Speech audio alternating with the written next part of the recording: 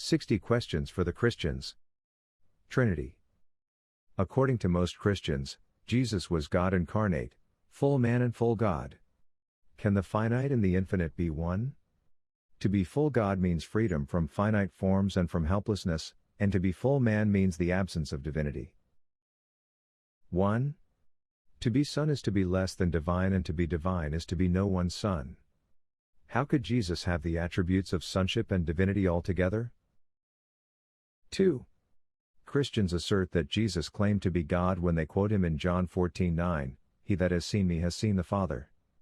Didn't Jesus clearly say that people have never seen God, as it says in John 5:37, "And the Father himself which has sent me, has borne witness of me"? You have neither heard his voice at any time nor seen his shape? 3. Christians say that Jesus was God because he was called Son of God, Son of Man, Messiah, and Savior. Ezekiel was addressed in the Bible as Son of Man.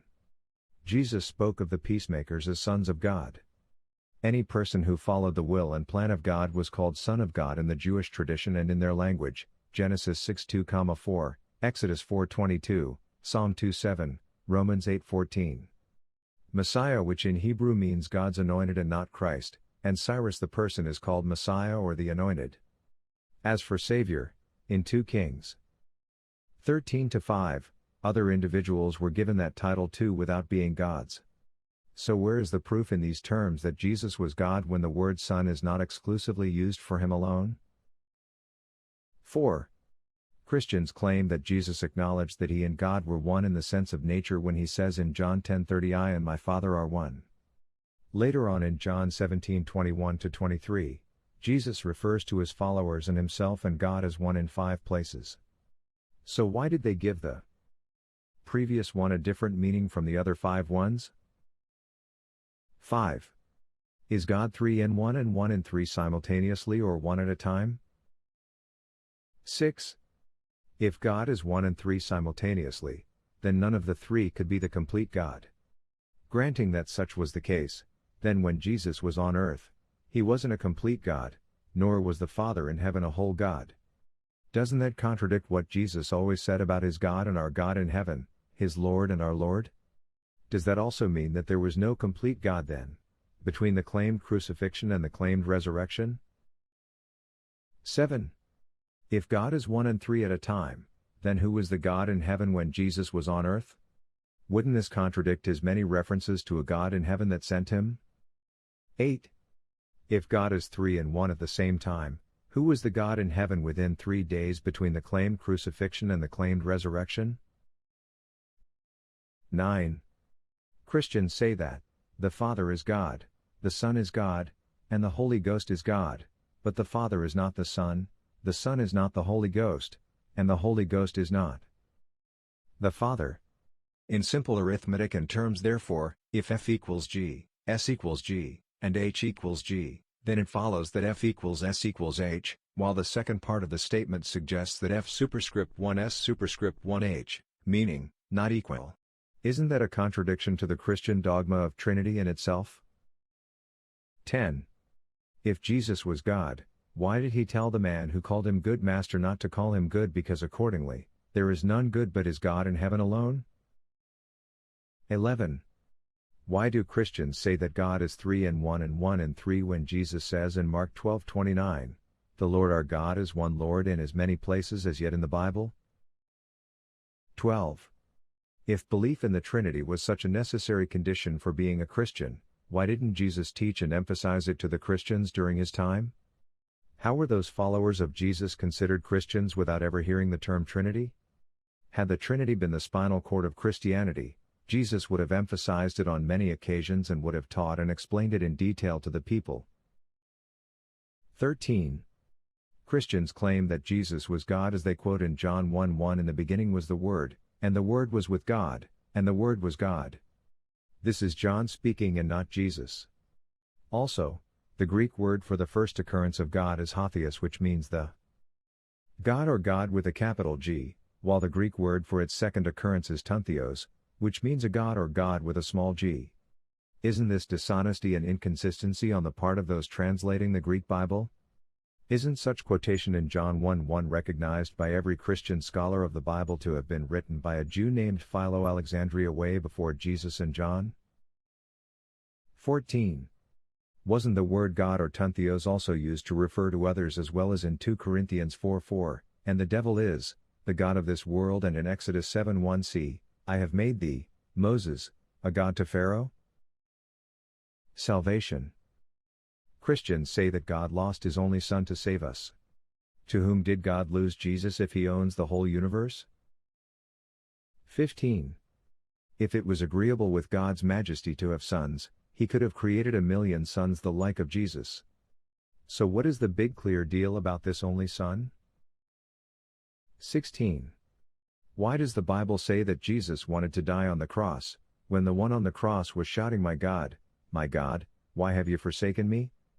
According to Matthew 27:45 and Mark 15:33. 17.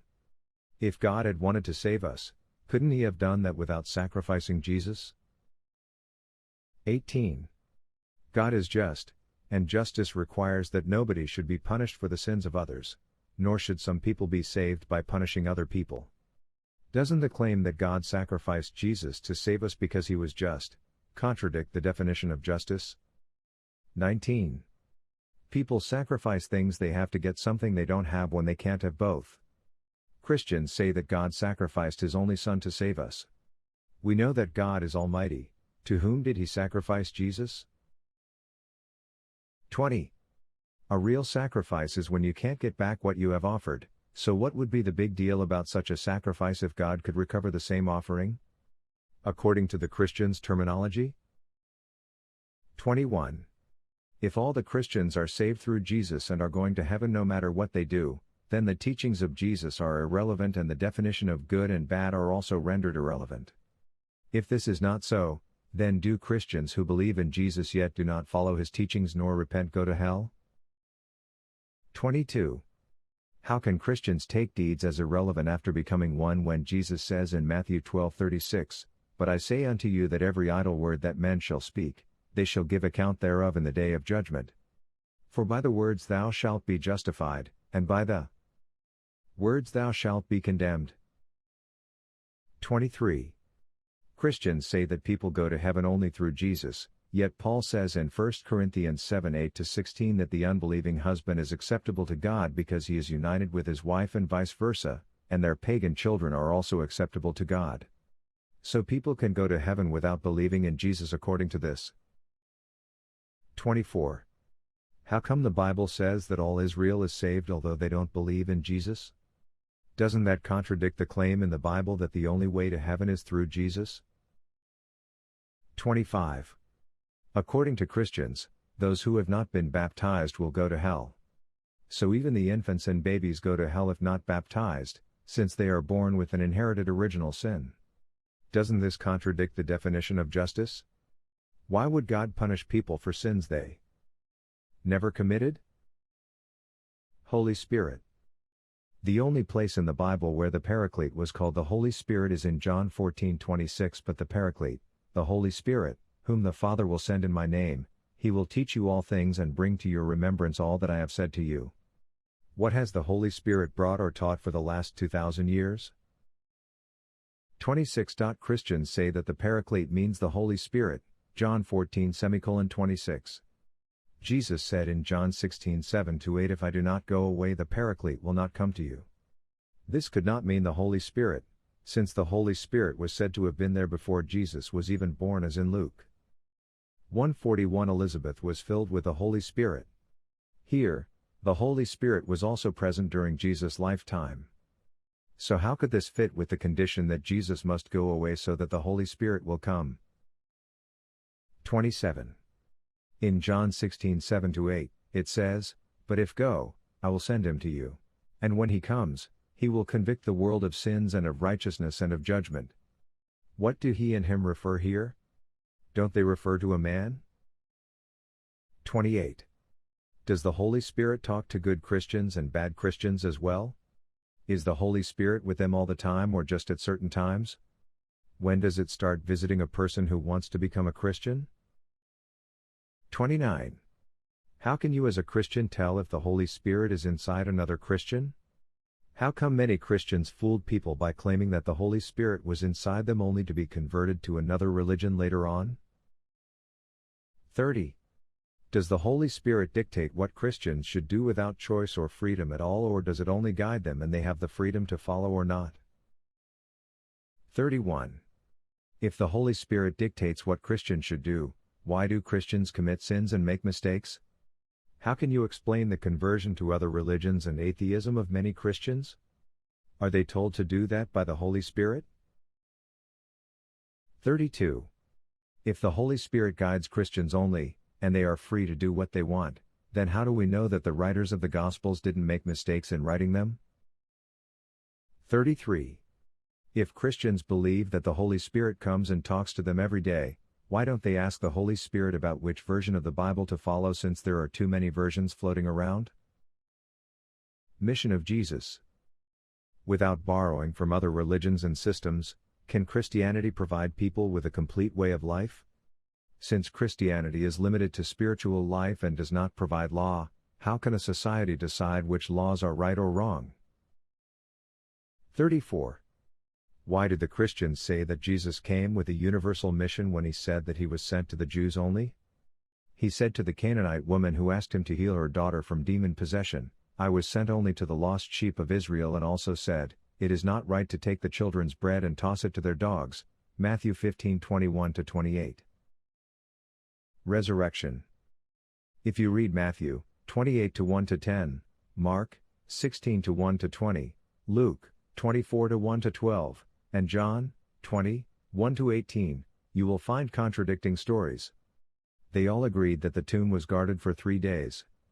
However, they reported the discovery of the empty tomb differently.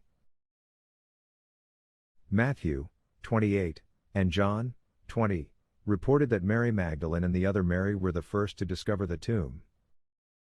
Mark 16 reports that Mary Magdalene, Mary the mother of James, and Salome were the first to discover the empty tomb.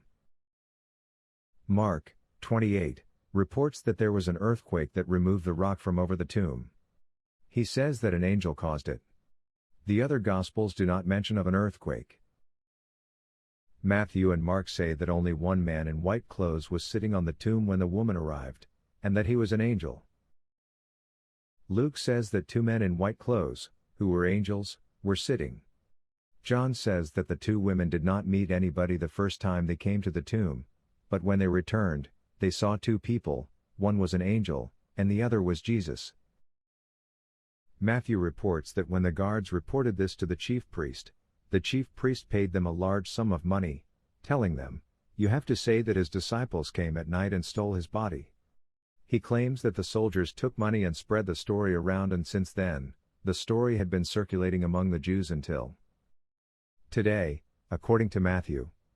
The other Gospels do not report of any such thing. 35. Which narration now is more authentic? 36. Why is the appearance of Jesus after the crucifixion taken as a proof of his resurrection when there is an explanation that he was not dead because someone else was crucified in his place when God saved him? 37. How did Matthew know of the claimed agreement between the soldiers and the chief priest?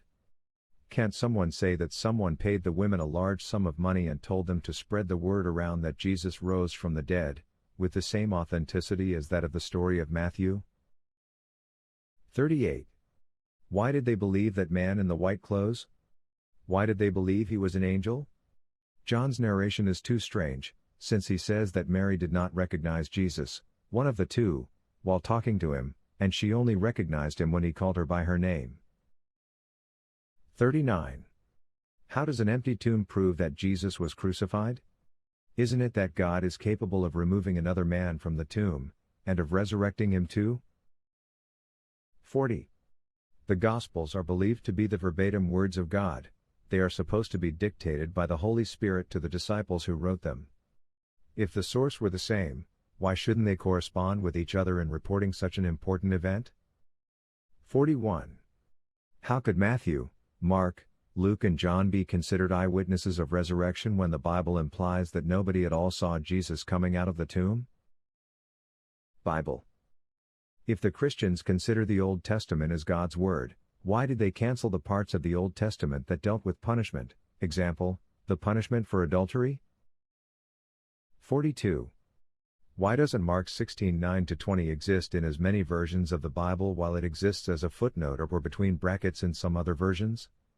Is a footnote in the Bible still considered as God's Word, especially when it addresses an important feature like the Ascension? 43. Why does the Catholic Bible contain 73 books while the Protestant Bible has only 66? With both claiming to have the complete Word of God, which one should be believed and why? 44. Where do those new translations of the Bible keep coming from when the original Bible is not even available? The Greek manuscripts, which are translations themselves, are not even similar with each other. 45. How can you take two Gospels from writers who never met Jesus, like Mark and Luke? 46. Why is half of the New Testament written by a man who never even met Jesus in his lifetime? Paul claimed with no proof that he had met Jesus while on his way from Jerusalem to Damascus.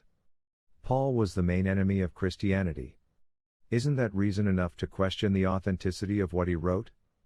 Why do the Christians call those books of the Old Testament God's Word when the revisers of the RSV Bible say that some of the authors are unknown? They say that the author of Samuel is unknown and that of Chronicles is unknown, probably collected and edited by Ezra. Contradictions. 47. Concerning the controversial issues in the Bible, how can Christians decide by two-thirds majority what is God's Word and what is not, as the prefaces of some Bibles say, like that one of the RSV? 48. Why does Luke in his Gospel report the Ascension on Easter Day, and in the Acts, in which he is recognized as the author, 40 days later? 49. The genealogy of Jesus is mentioned in Matthew and Luke only. Matthew listed 26 forefathers from Joseph to David while Luke enumerated 41 forefathers. Only Joseph matches with Joseph in those two lists. Not a single other name matches. If these were inspired by God word by word, how could they be different? Some claim that one is for Mary and one is for Joseph, but where does it says Mary in those two Gospels? 50. If Moses wrote the first books of the Old Testament, how could Moses write his own obituary? Moses died in the 5th book at age 120 as mentioned in Deut. 34 5-10. 51. In the King James Version, why does it report 7 years of famine in 2 Samuel 24:13 while it reports 3 years of famine in I Chronicles 21:12? Why did they change both to 3 years in the New International Version and other versions? 52. Still in the same King James Version, why does it say that Jehoiakim was 8 years old when he began to reign in 2 Chronicles 21:12, while it says 18 years in 2 Kings 24:8? Why did Thessi change in both to 18 in the new versions? 53. In all versions, why does it say that David slew the men of 700 chariots of the Syrians, and 40,000 horsemen as evidenced in 2 Samuel 10:18 while it says 7,000 men which fought in chariots, and 40,000 footmen, in I Chronicles 19:18? 54. In all versions, why does it report 2,000 baths in I Kings 7:26 while 2 Chronicles 4:5 reports 3,000? 55. In the King James Version, why does it report that Solomon had 4,000 stalls for horses in 2 Chronicles 9:25 while it accounts that Solomon had 40,000 stalls of horses in 1 Kings 4:26? Why did they change both to 4,000 in the new versions? 56. In Genesis 1, God's creation progresses from grass to trees to fowls, whales, cattle and creeping things and finally to man and woman. Genesis 2, however, puts the creation of man before cattle and fowl and woman subsequent to beast. How can this be explained? Quran and Christians. This section does not inquire or interrogate, but rather provides the reader with some of the Quranic verses that address the Christians in particular, and the people of the Scripture in general.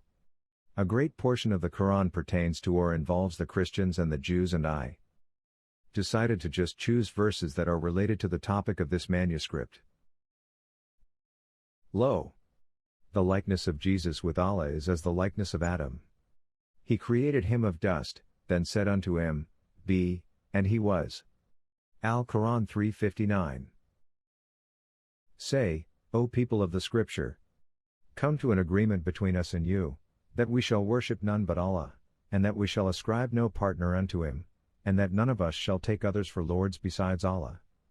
And if they turn away, then say, Bear witness that we are they who have surrendered unto him. O people of the Scripture, why will you argue about Abraham, when the Torah and the Gospel were revealed till after him? Have you then no sense? Abraham was not a Jew, nor yet a Christian, but he was an upright man who had surrendered to Allah, and he was not of the idolaters. Lo! Those of mankind who have the best claim to Abraham are those who followed him, and his prophet and those who believe with him, and Allah is the protector of the believers. A party of the people of the Scripture longs to make you go astray, and they make none to go astray except themselves, but they perceive not.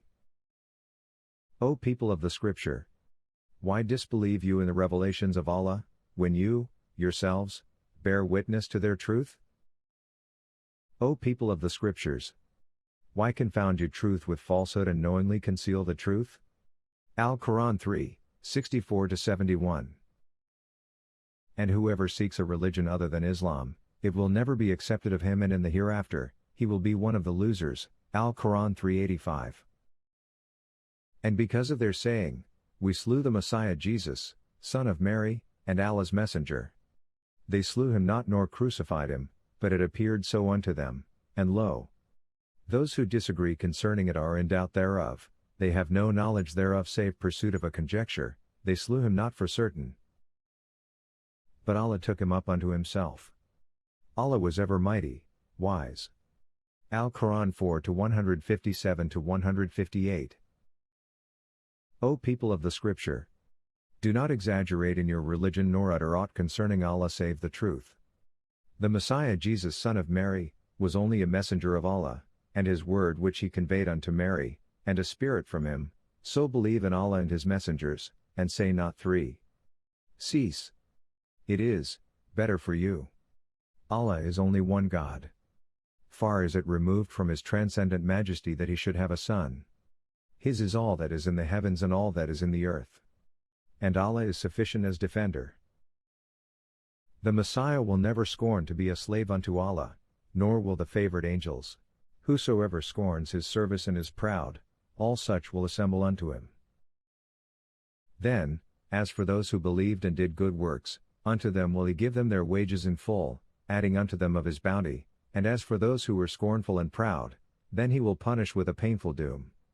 Al-Quran 4:171-173. And with those who say, Lo! We are Christians, we made a covenant, but they forgot a part of that whereof they were admonished. Therefore we have stirred up enmity and hatred among them till the day of resurrection, when Allah will inform them of their handiwork. O people of the Scripture!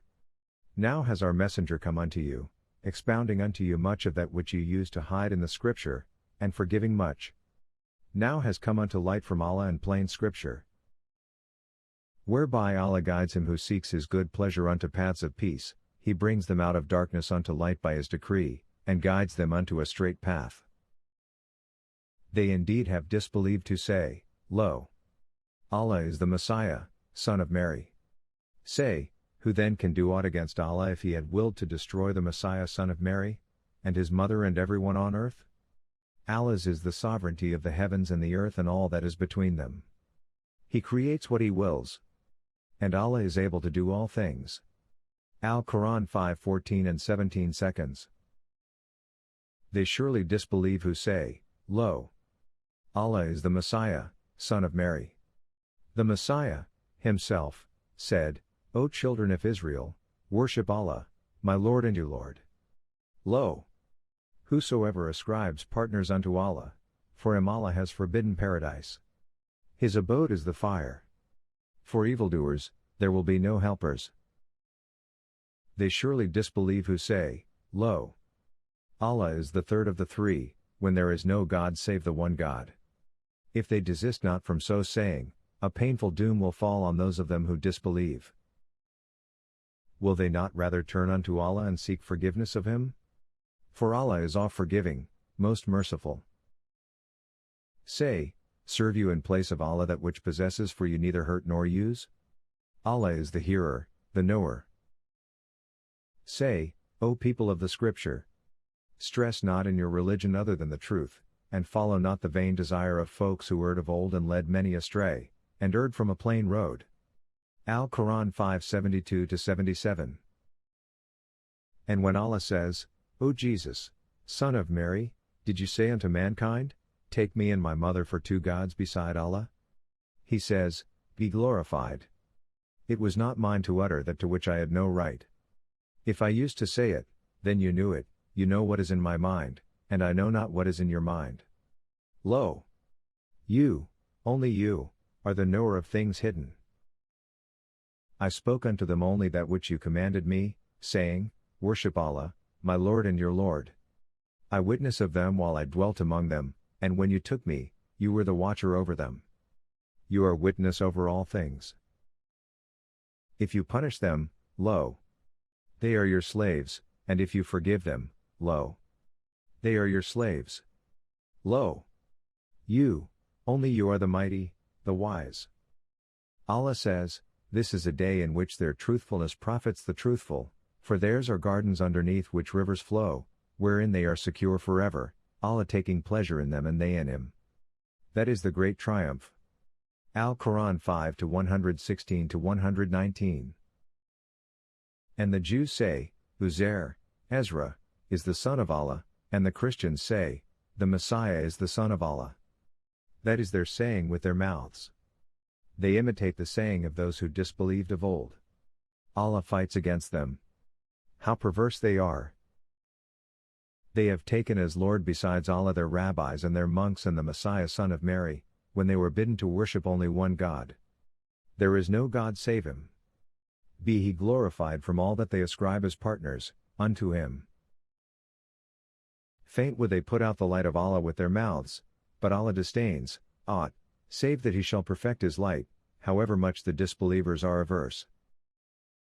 He it is who has sent His messenger with guidance and the religion of truth, to cause it to prevail over all religions, however much the idolaters may be averse. O you who believe! Lo! Many of the Jewish rabbis and the Christian monks devour the wealth of mankind wantonly and debar people from the way of Allah. They who hoard up gold and silver and spend it not in the way of Allah, unto them give tidings, O Muhammad, of a painful doom. On the day when it will, all, be heated in the fire of hell, and their foreheads and their flanks and their backs will be branded therewith, and it will be said unto them, here is that which you hoarded for yourselves. Now taste of what you used to hoard. Al-Quran 9:30-35. Muhammad or Jesus? Christians claim that the prophecy in Deut. 18:18 refers to Jesus and not Muhammad.